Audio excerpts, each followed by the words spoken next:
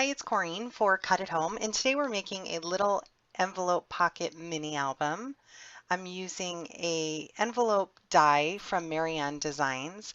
It has a scallop top and it also comes with a little tag insert. Cut at Home has lots of Marianne Design dies. I'll put a link in the description box so you can stop by and check them out. I'm cutting 6 of them and I'm just running them through on some white cardstock through my Sizzix Big Shot machine.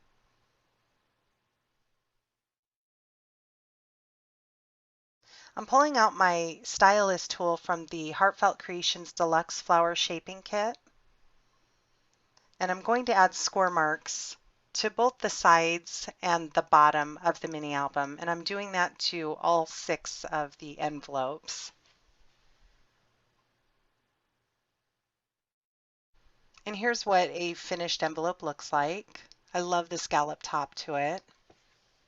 So now I'm just folding along those crease marks and adding a little bit of Scotch Quick Dry and adhering them together.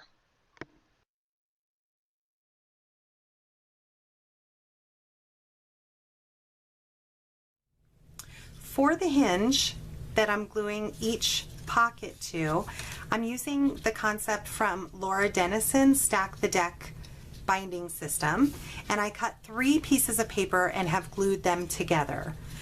How I got my measurements is I measured the height of my pocket, which is close to 2 1/4, but you don't want it the same length as your pocket or the same height as your pocket.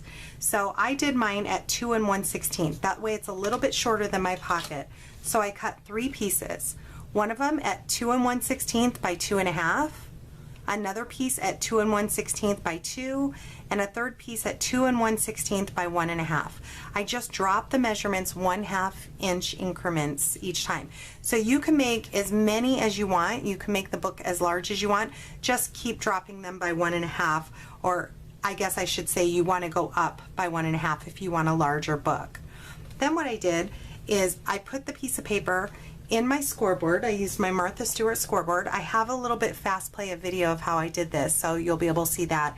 And I used my Deluxe Flower Shaping Kit from Heartfelt Creations and my stylus. I scored it at 5/8 inch, turned it completely around 180 degrees, and scored it at 5/8 of an inch. I did that with all 3 pieces. Scored it 5/8, flipped it around 5/8. Then once you have your binding piece, you just simply glue them on top of each other, small, medium to large. And again, you'll be able to see that in the video. So I just kind of wanted to catch you up with what I did so far. And what I will be doing is using some Angel Craft double-sided adhesive. It's a strong adhesive, and I will be adhering my pockets to each page. So I will record it as I go, but I do want to let you know I will be measuring out my book and making little chipboard front and back covers. So I'll put the measurements up on the screen and also at Cut at Home's blog, so you can follow step by step if you would like for all these measurements. But I will make my book a little bit, probably about 1/4 inch wider and taller. So I hope you stay tuned and follow along. Please check out Cut at Home's blog, and I'll have all the details on there.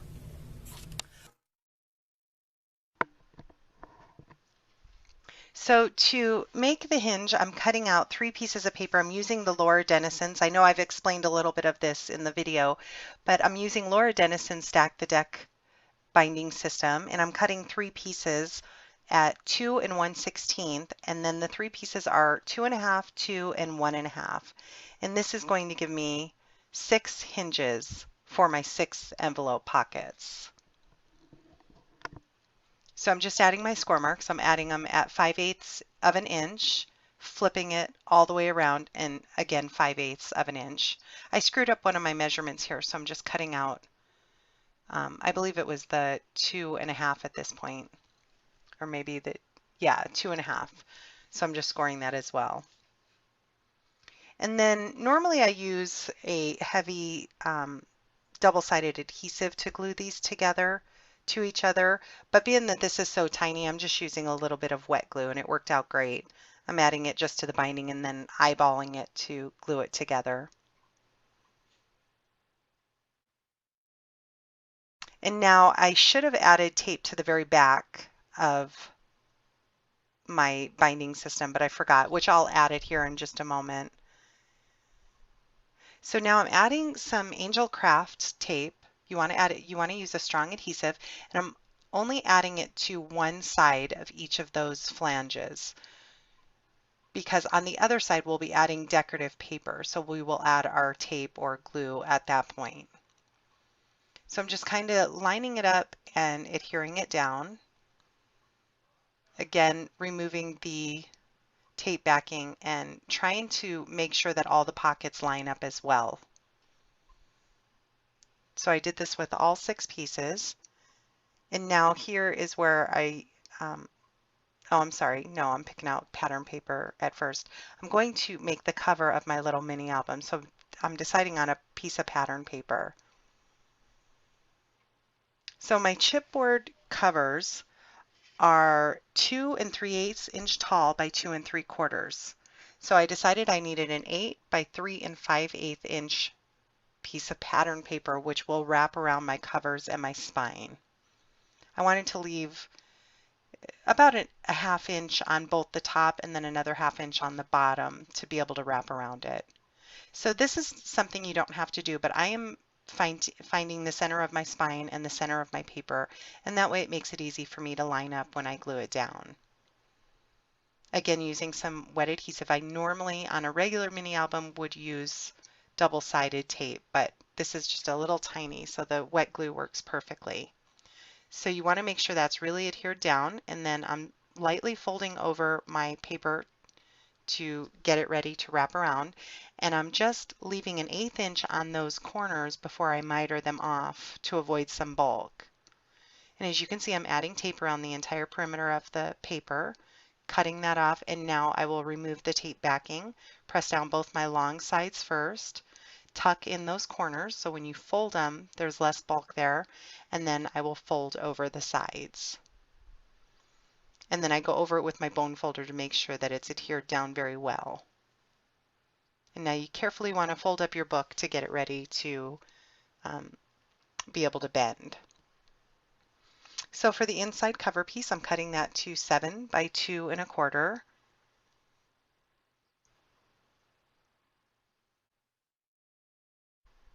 That leaves me with a little bit of the border of that blue pattern paper. This is the Graphic 45 Gilded Lily collection. It's a beautiful collection. And now I'm going to add tape around the entire piece of my pattern paper, but you want to make sure no matter what that you have tape on the spine, the edge of the spine, and the edge of your front and back cover. That way when you're folding your book, it will not bubble out, because if you don't have tape there, it will actually bubble the paper as you fold it up. I decided it needed a little bit of color to the edge of it, so I used some Tim Holtz Distress ink and my mini ink blending tool and went around the edges of that inside piece, and then I folded it up and lightly went over it with my bone folder.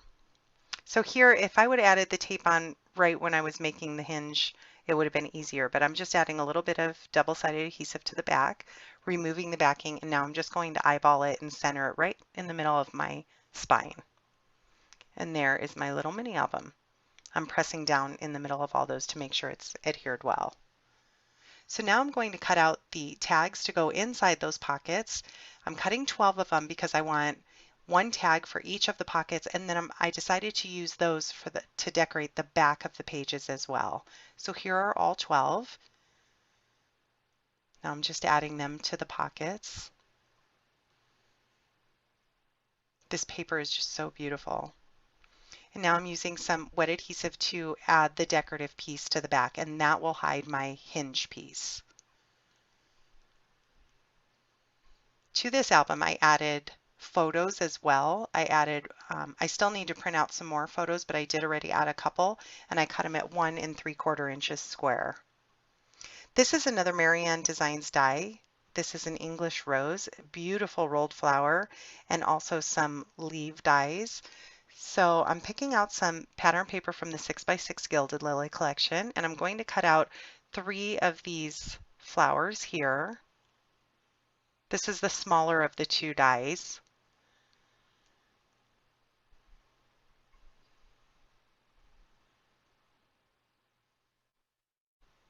And I'm cutting out some leaves as well. I wasn't sure exactly which leaves I wanted to use, so I cut out a couple. So using this same tool from the Heartfelt Creations Deluxe Flower Shaping Kit, this is a flower curler. It's like a quilling tool almost. This makes it so easy. You just slip it in there and roll it around. It's that easy to do. So I did that with all three. I hold it tight for a minute and then I let it loosen up, add a little bit of glue to the middle, and then you do have to hold it. If you're not using hot glue, you have to hold it a little while to dry. Here I'm showing you I accidentally ripped the paper. I was working with glue and I had a piece of paper stick to it by accident. When I pulled it off, it ripped the paper. So I'm just adding a little decorative piece from the same collection, and now just going to decorate the front of my album. I pulled out some tags that I had, some journaling tags from the World's Fair collection by Graphic45. I didn't have the tags of the Gilded Lily, but I thought that these went well. That's what I love about Graphic45. All their collections tend to go together. So I'm going to use this Inspire tag and one of these little round tags that come in it and glue that to it as well. And I will add that to the front with some Scotch Quick Dry. This is from the Gilded Lily Tags and Pockets collection, and I added that to the spine. It's perfect for the spine.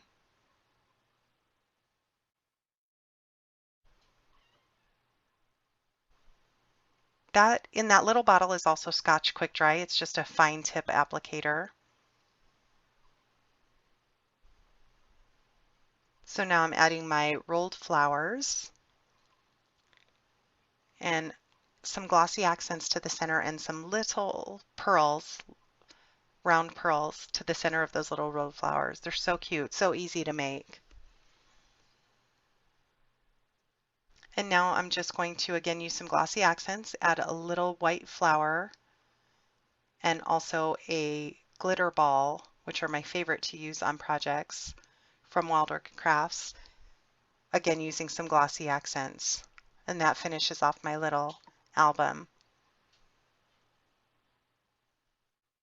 So again, I printed off a picture that I printed from the computer, but you can also get these made. This is 1 3/4 inch square, and it fits perfectly either on the back of each page or in the pockets. I'm going to print out enough that I'm going to put one in each pocket, also one to each back.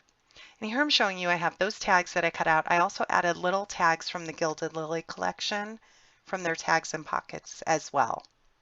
So those are perfect to add dates to and journaling to as well.